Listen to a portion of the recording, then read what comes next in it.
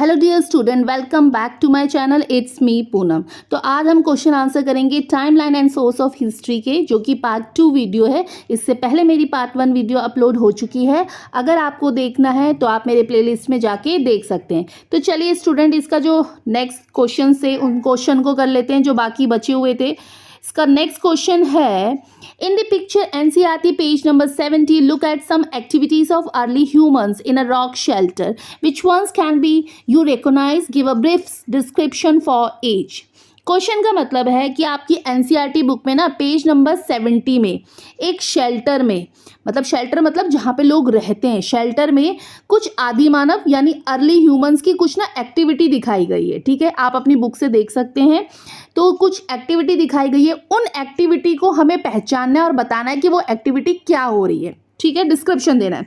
तो फर्स्ट जो वो पिक्चर है, उस पिक्चर में जो एक्टिविटी हो रही है वो पहली तो क्या हो रही है, hunting and gathering. Hunting and gathering मतलब शिकार हो रहा है और संग्रहण हो रहा है। क्या हो रहा है, चलिए देखते हैं, इसको पढ़ते हैं।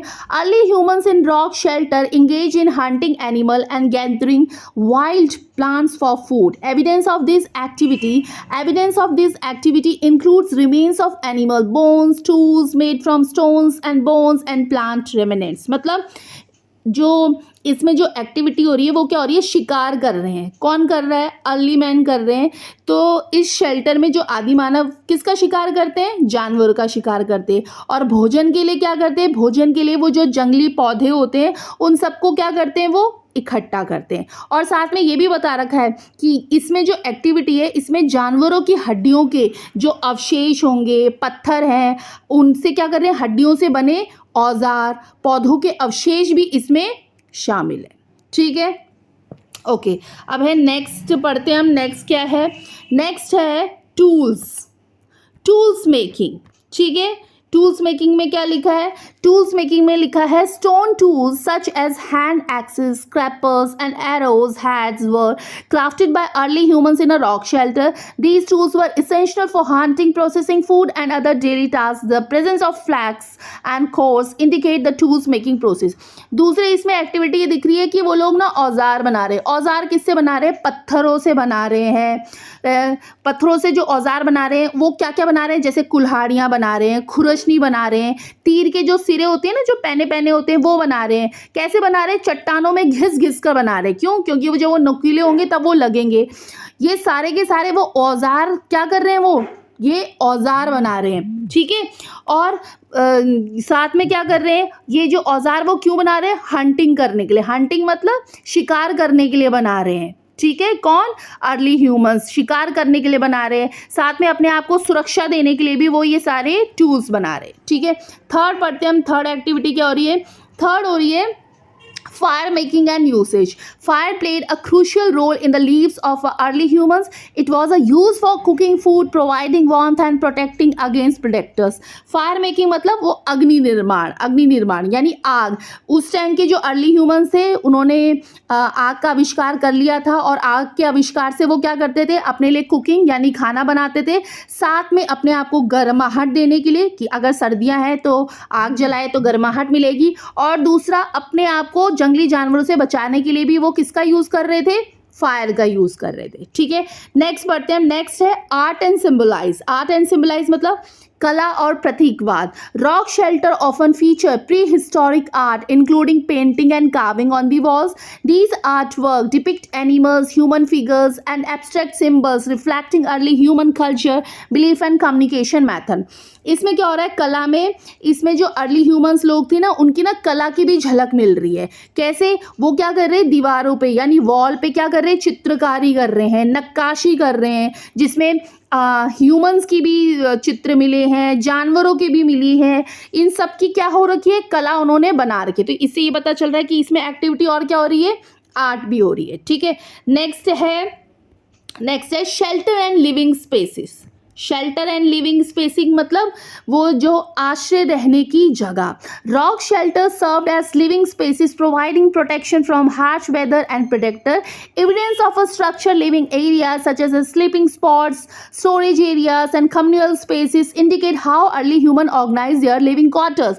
यानी आश्रय रहने की जगह। वो चट्टानों में रह रहे। चट्टानों में क्यों रह रहे भाई? चट्टानों में रह रहे तो उससे क्या हो रहा है, उनको सर्दी खांसी जुकाम से वो बच पा रहे हैं।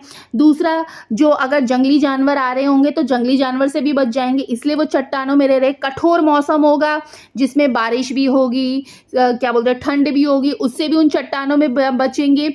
क्यों? क्योंकि वो चट्टानों में रह रहे हैं तो इसलिए इसमें एक्टिविटी ये भी दिखा रखी है कि वो लोग किस में रह रहे हैं? चट्टानों में रह रहे हैं। ठीक है, और ये भी बता रखा है कि उनका एक स्लीपिंग स्पॉट्स है जहाँ पे वो सोते हैं। दूसरा, कहीं पर उन्होंने स्टोरेज एरिया रखा है, अपना सामान रखा हुआ है।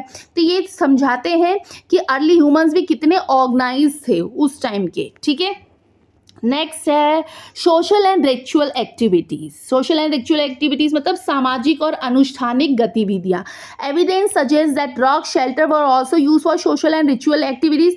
This includes the presence of burial sites, ritualistic objects and communal spaces where groups of early human might have gathered for ceremony or social interaction।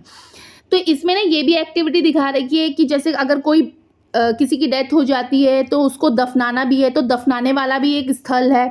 ठीक है, जहाँ पे लोगों को है। साथ में कहीं पर उन्होंने अनुष्ठासिक वस्तुएं भी रखी हुई है, तो इससे ये भी पता चल रहा है कि वो उन लोगों पे रिचुअल एक्टिविटीज़ भी थी। सेवेंथ क्या है? सेवेंथ है फूड प्रिपरेशन।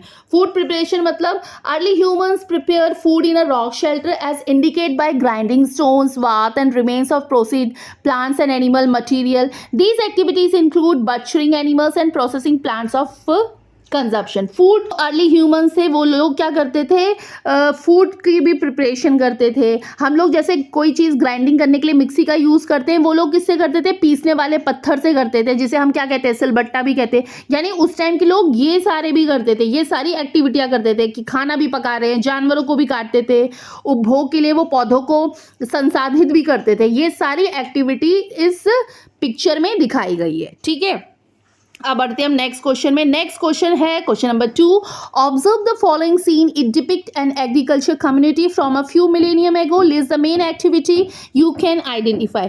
तो इसमें भी आपकी एनसीईआरटी की बुक में ना एक पिक्चर दिया गया है। उस पिक्चर में कुछ कृषि का यानी कुछ एग्रीकल्चर का समुदाय दिखाया गया है, और उसमें जो गतिविधि हो रही है यानी जो एक्टिविटी हो रही है वो आपको बतानी है। ठीक है स्टूडेंट, तो पहले हम देखते हैं the following activities can be observe from the given image. जो कि इमेज में यानी पिक्चर में जो एक्टिविटीज दी गई है वो क्या है? फर्स्ट है हार्वेस्टिंग। हार्वेस्टिंग मतलब कटाई। The people are working in a field for harvesting the crop. कटाई हो रही है, लोग फसलों की कटाई के लिए खेतों पे काम कर रहे हैं। एक तो ये पिक्चर में दिखाया गया है। सेकंड क्या दिखाया गया है? Ship rearing. शिप रेयरिंग मतलब भेड़ पालना। The people use to domesticated the ships and goats for a wool and meat. तो लोग ना भेड़ पाल रहे हैं। क्यों पाल रहे हैं?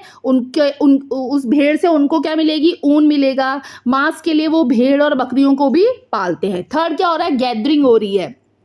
People use to gather fruits and vegetable for food. लोग भोजन के लिए फल और सब्जियां क्या कर रहे हैं? इकट्ठा कर रहे हैं। फोर्थ और क्या दिखाई दे रहा है पिक्चर में? फोर्थ दिखाई दे रहा है स्मॉल सेटलमेंट यानी छोटी छोटी बस्तियां। Early human use to live in a small groups. Initially they started to live in a small settlement. तो जो अर्ली ह्यूमंस लोग हैं इस पिक्चर में क्या दिखाई दे रही है? छोटी छोटी बस्तियां दिखा रही है कि मानव क्या कर रहे हैं? छोटे छोटे समूहों में रहते हैं। प्रारंभ में उन्होंने छोटी छोटी बस्तियां में ही रहना शुरू किया था।